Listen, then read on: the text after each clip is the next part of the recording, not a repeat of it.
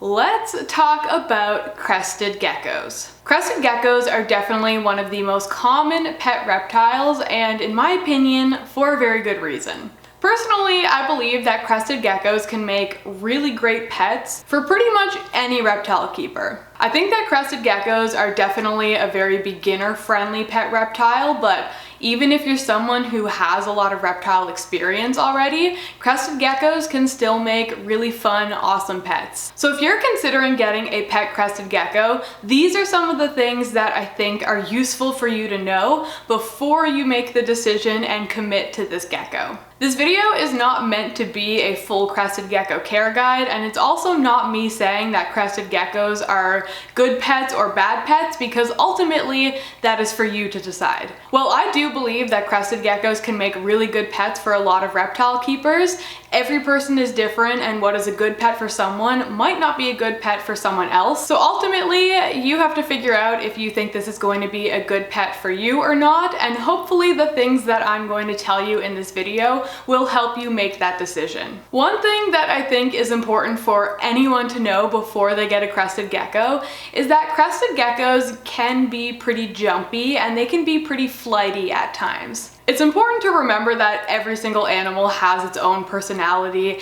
Every single one is going to behave differently. There's no one size fits all. But for the most part, crested geckos do get the reputation of being pretty handleable animals. And it is true that a lot of them are pretty calm and pretty easy to handle. But even the geckos that don't mind being handled do tend to jump. It's just part of their nature. These are geckos that are arboreal, which means they spend most of their lives living higher up in the trees, and just by their nature they're designed to jump because they're often having to jump from branch to branch, from tree to tree. So if you have your gecko out and you're handling it, it's very likely that the gecko might at some point just jump right off your hand. And now this isn't necessarily a bad thing. I think it's just something that you should be prepared for, because sometimes people who are handling a crested gecko for the first time get kind of startled if it suddenly jumps off of them, and it might make them panic a little bit. Since crested geckos can sometimes be a little bit jumpy, and oftentimes you don't really see it coming, they just do it out of nowhere, they might not be the easiest animal for a young child to handle.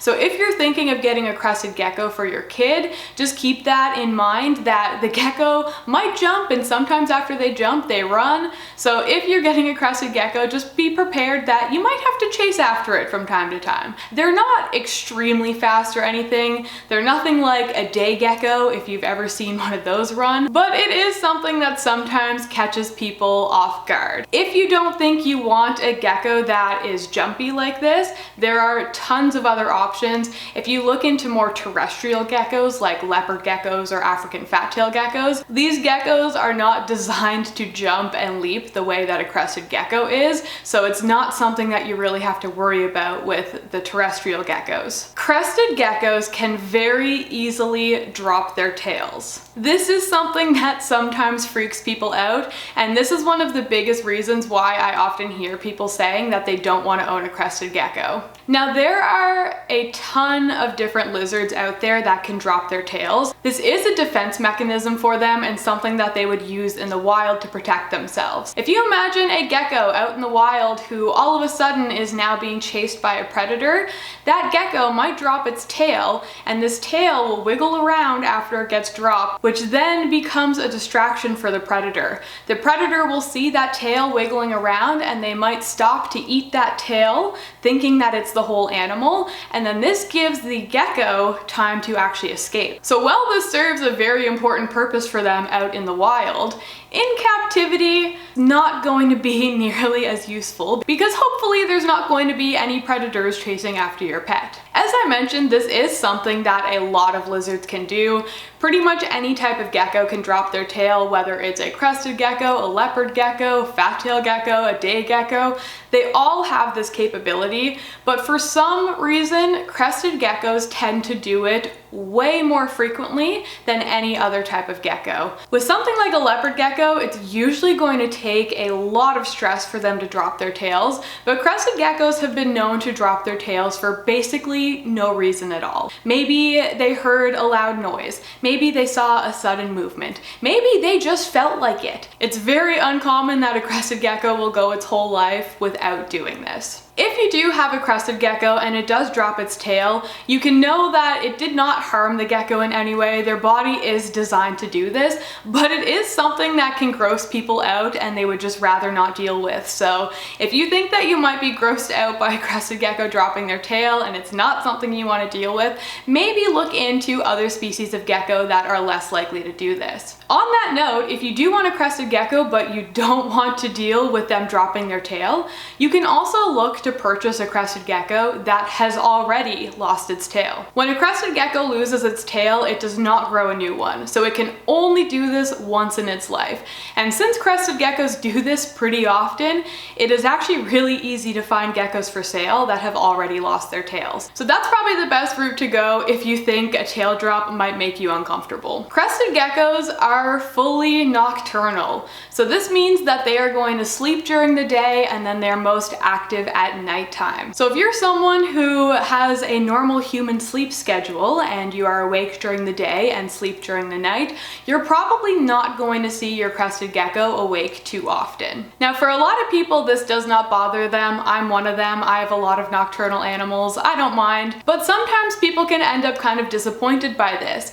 Maybe they want an animal that they're going to see out and active during the daytime, and if this is the case, you probably don't want a crested gecko. Your crested gecko is probably just going to find a nice little hiding spot in some plants that they like, and they're gonna sleep there all day long, and then after it's dark, that's when they're gonna come out and move around. This is also something that's important to keep in mind, again, if you are maybe considering buying a crested gecko for a younger child. Oftentimes, children can end up disappointed when their pet just sleeps all day and they never see it. And usually this will then result in them losing interest in that pet. So if you do want an animal that you're going to see out and moving around during the daytime, crested gecko is probably not what you're looking for, but there are lots of other lizards that are diurnal, so I would suggest looking into some of those species. One of the more common diurnal lizards is a bearded dragon, which is quite different from a crested gecko, but if you do want something that's awake during the daytime and is interactive,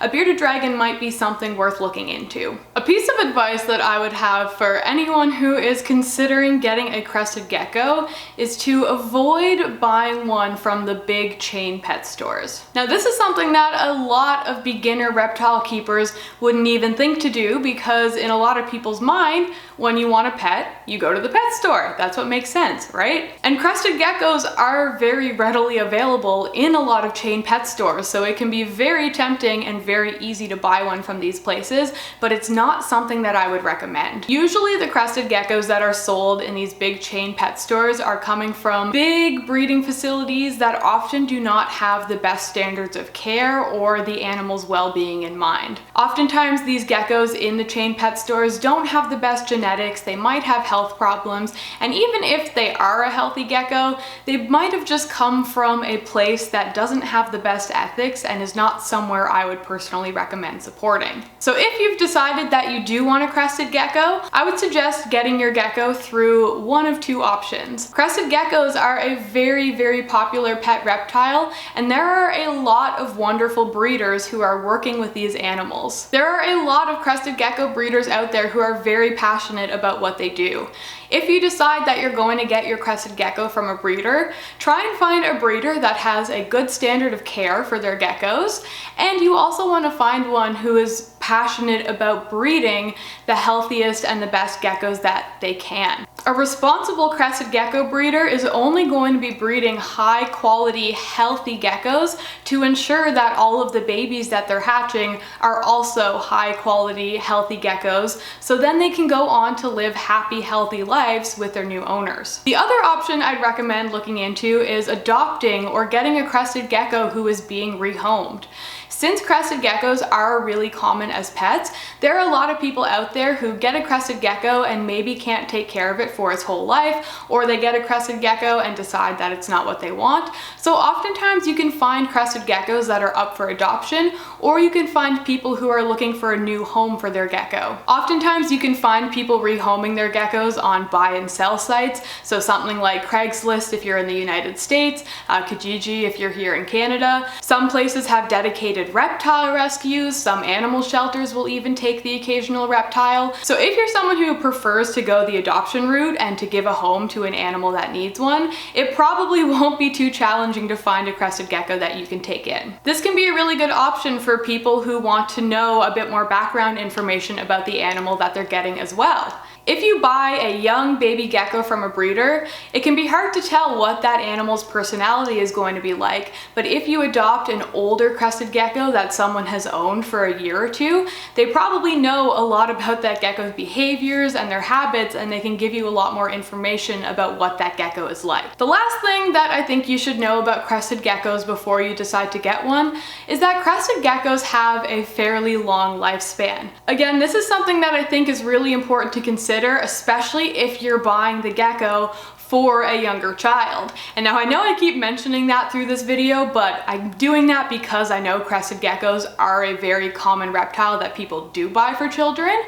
But that gecko is going to live for 15 or 20 or even 25 years. That is a long time. This gecko is probably going to live for longer than your child is going to live with you. So if you are buying a crested gecko, whether it's going to be a family pet, a pet for your child, or just a pet for yourself, take this into consideration because it is a long commitment. This gecko is hopefully going to be with you well into the future, and that might be something that you have to plan around.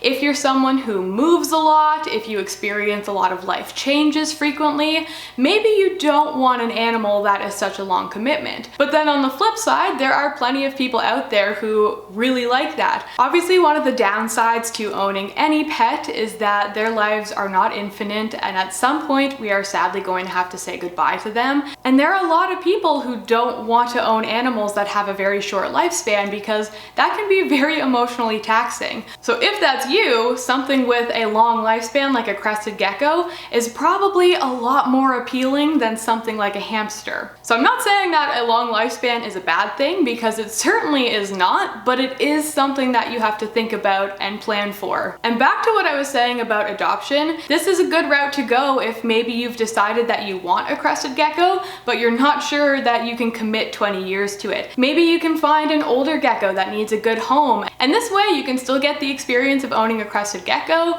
you can give a loving home to a gecko in need without having a 20-year commitment on your hands. So if you've gotten this far into the video, I think it's safe to assume that you are probably someone who's considering getting a pet crested gecko, and I hope that you found this video helpful when it comes to figuring out if a crested gecko is the right pet for you or not. Again, this is not a full care guide. If you are considering a crested gecko as a pet, I always recommend doing as much research as possible. There are still so many more things to know that I didn't cover in this video, but hopefully it did help with your decision a little bit. If you did find this video enjoyable, and if you did find it helpful in any way, I would really appreciate it if you gave it a big thumbs up, and I would also really appreciate it if you subscribe to my channel if you aren't already. It really helps me out, and it means a lot to me. And if you feel inclined, you can also find me on a bunch of other social media platforms. Those will all be down in the description below. I would love to have you guys over there, so please check that all out. This is where I'm going to say goodbye, so thank you all so much for watching. I do really appreciate it, and I will see you all in my next video.